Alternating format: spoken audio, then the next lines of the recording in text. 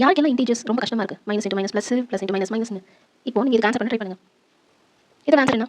யாரெல்லாம் 14 சொல்கிறீங்க, யாரெல்லாம் 14 சொல்கிறீங்க? 14 சொன்னால் உங்களோட ஆன்சர் தப்பு.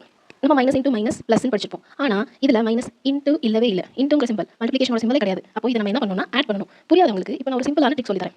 முதல்ல ரெண்டு இன்டீஜர்ஸ் நம்ம வந்து ஆட் பண்ணுறதுக்கு ரெண்டு சிம்பிள் ரூல் தான். ரெண்டு நம்பருமே கொடுத்துருக்க ரெண்டு நம்பருமே சேம் சைனில் இருந்ததுன்னா, அதாவது ரெண்டுமே பாசிட்டிவ் இல்லை ரெண்டுமே நெகட்டிவ் அப்படின்னு இருந்ததுன்னா நம்ம வந்து ஆட் பண்ணணும். ப்ளஸ்ன்னு சொல்லாதீங்க, ஆட்னு சொல்லுங்க. ஆட் பண்ணி ரெண்டாவது என்ன இம்பார்ட்டன்டான விஷயம்னா ஆட் பண்ணதுக்கப்புறம் அதே சைனை தான் போடணும். ரெண்டுமே ப்ளஸ்னா ப்ளஸ் சைன் போடணும், ரெண்டுமே மைனஸ்னா மைனஸ் சைன் போடணும். இந்த ஸ்டெப் ரொம்ப இம்பார்ட்டன்ட். இதை நம்ம போட மறந்துடும். ஃபார் எக்ஸாம்பிள் இப்போ -7 -2 சொல்லிடணும். இதுக்கு என்ன அர்த்தம்னா ரெண்டுமே நெகட்டிவ் இன்டீஜர்ஸ், இது ரெண்டுமே நெகட்டிவ். இங்க ரெண்டு நடுவுல ப்ளஸ் இல்லையே, அப்படி எப்படி ஆட் பண்ணணும் அப்படின்னு கேட்டிங்கன்னா அதுதான் நம்மளோட ரூல். ரெண்டுமே நெகட்டிவா இருந்தா ரெண்டையும் ஆட் பண்ணி மைனஸ் சைன் போடணும். 7 + 2 is 9.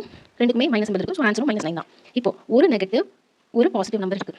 ஸோ இப்போ நம்ம பிராக்கெட்ல பிரிச்சுப்போம். இப்படி இருந்துச்சுன்னா ரெண்டுமே டிஃபரண்ட் சைன்ல இருக்கு. டிஃபரண்ட் சைன்ல இருந்தா சப்ராக்ட் பண்ணி பெரிய நம்பரோட சைன் போடணும். சிம்பிள் விட்டுட்டு பார்த்தா நமக்கு 7 தான் பெருசு. ஸோ 7 ஒரு சிம்பிள் மைனஸ். ஸோ -5 தான் ஆன்சர். இதுதான் அடிஷனுக்கு.